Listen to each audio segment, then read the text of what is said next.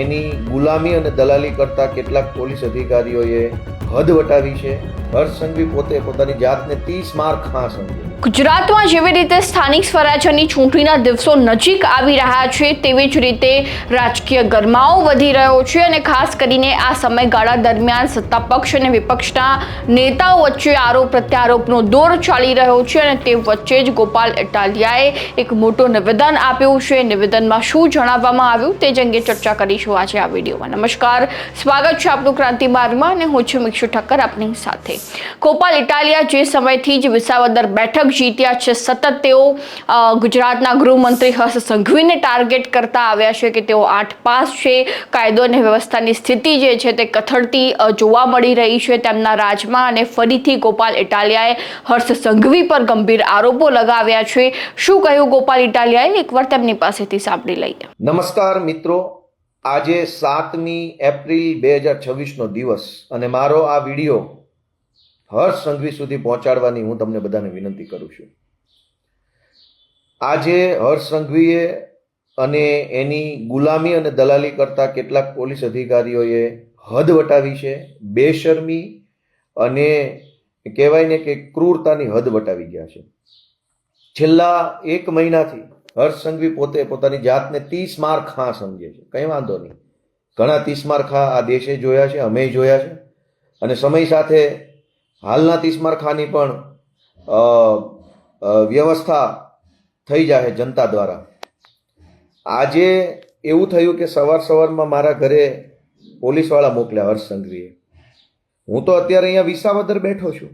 જગ જાહેર આખી દુનિયાને ખબર છે. મારો ફોન નંબર આઈબી પાસે છે, મારું લોકેશન આઈબી પાસે છે, મારું બધી વિગતો પોલીસ હંમેશા ટ્રેસ કરે છે અને બધી ખબર છે ગોપાલ ક્યાં છે.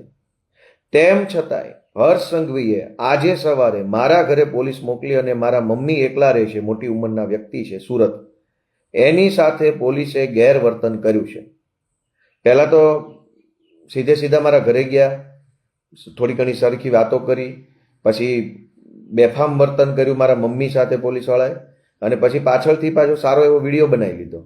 મારા ઘરમાં મારા બીજા પરિવારના સભ્યો છે એ બધાને ધમકાવવાનું, દમદાટી કરવાનું કામ હર્ષ સંઘવીએ આજે કરાવ્યું છે. આ એકદમ હલકામાં હલકી કક્ષાનું કૃત્ય છે. હર્ષ સંઘવી ભાઈ, તું ગુજરાતનો ગૃહમંત્રી હોય તો અમે કાંઈ તારાથી ફાટી પડતા નથી. તારી પાસે 5, 25, 50 દલ્લા આઈપીએસો હોય તો અમે કાંઈ એનાથી ફાટી પડતા નથી. તારામાં અને તારા દલાલ આઈપીએસોમાં તાકાત હોય તો માનનીય ગોપાલભાઈ ઇટાલિયા વિસાવદરમાં જ છે. તને જ્યારે મજા આવે ત્યારે જે મજા આવે એ કલમ અંતર્ગત ધરપકડ કરી લેવાની છૂટ છે. અમે કોઈ તારાથી ફાટી પડતા નથી કે અમે કોઈ તારાથી કંઈ ડરી જવાના નથી. 30 માર ખા હોય કે દિલ્હી સલ્તનતનો મુઘલ સમ્રાટ હોય, અમે અમારા ઈમાનદારીના દમ પર જીવીએ છીએ. પણ આજે જે કૃત્ય કર્યું છે એ બિલકુલ વ્યાજબી કૃત્ય નથી.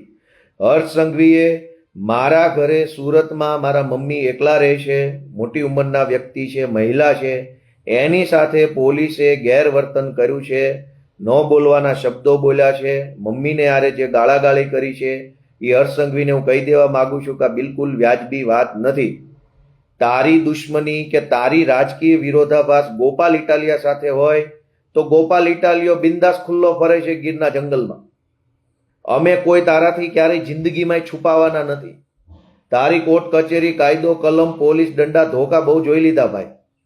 પણ આ મહિલાઓ ઉપર પોલીસ મોકલીને તું જે હોશિયારીઓ બતાવે છો એ બિલકુલ વ્યાજબી વાત નથી.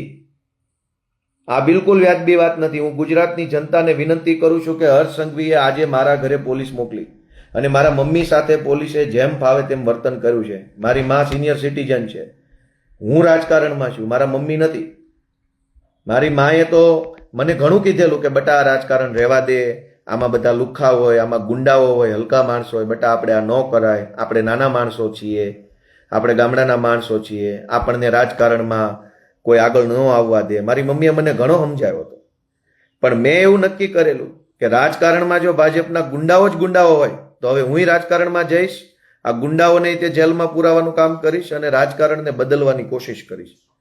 મારી જેવો સામાન્ય પરિવારનો વ્યક્તિ, ગામડાનો નાનો માણસ, મહેનત મજૂરી કરીને ભણી ગણીને ઉપર આવેલો વ્યક્તિ વિસાવદરની જનતાના આશીર્વાદથી ધારાસભ્ય બને અને ગુજરાતની જનતાના આશીર્વાદથી આમ આદમી પાર્ટી આગળ વધે એ વાતનો બદલો હર્ષ સંઘવી પોલીસ મોકલીને મારી મમ્મી સાથે બદલો લેશે? એટલે આટલી વિકૃતિ આવી ગઈ છે હર્ષ સંઘવીને, સત્તાની આવી હવા ભરાઈ ગઈ છે. તો જા ભાઈ, તને કહી દીધું કે તું અને તારા દલાલ 4-5 આઈપીએસઓ જેને હું ઓળખું છું એનામાં જે ફાંકો હોય ને એ ફાંકો કાઢી નાખજો અને ધરપકડ કરી લેજો. તમારી જેલ, તમારો દંડો, તમારી પોલીસ મને શું ડરાવી શકે છે હું જોઉં છું. અમે કાઠિયાવાડની ધરતીનું ધાવણ ધાવીને મોટા થયા છે. આ શું રાજનીતિ આદરી છે? આ માણસાઈ છે? આ કોઈ વ્યવહારિક વાત છે? તમે એક સિનિયર સિટીઝન 65 વર્ષની મહિલાને પોલીસ મોકલીને દબાવો એટલે શું સમજો છો તમારી જાતને? આવા તો અનેક ગૃહમંત્રીઓ આવ્યા અને દફન થઈ ગયા, માટી વળી ગઈ શરીર ઉપર, કોઈને યાદ નથી કેટલા આવા પાક્યા ને કેટલા ક્યાં જતા રહ્યા. મિત્રો, હું ગુજરાતભરની જનતાને એક વિનંતી કરવા માંગુ છું કે મને આજે બહુ દુઃખ થયું છે, મારા શબ્દો આકરા હશે. હું રાજનીતિમાં આવ્યો, મેં ગુજરાતના લોકોને જાગૃત કરવાનું કામ કર્યું, મેં રાજનીતિક લડાઈ લડવાનો નિર્ણય કર્યો. હું ડર્યો નહીં, ડગ્યો નહીં, પૈસાથી ખરીદાયો નહીં, પોલીસથી ડર્યો નહીં અને લડું છું. એ વાતનો બદલો હર્ષ સંઘવી હવે મારી મમ્મી સાથે લઈ રહ્યો છે, મારા ભાઈ સાથે લઈ રહ્યો છે. આ કેટલું વ્યાજબી છે? જે કાંઈ તમારે રાજકીય દુશ્મની કરવી હોય, માથાકૂટ કરવી હોય, હુમલા કરાવવા હોય અમારા ઉપર, જેલમાં પૂરવા હોય, તો હું પોતે હાજર છું.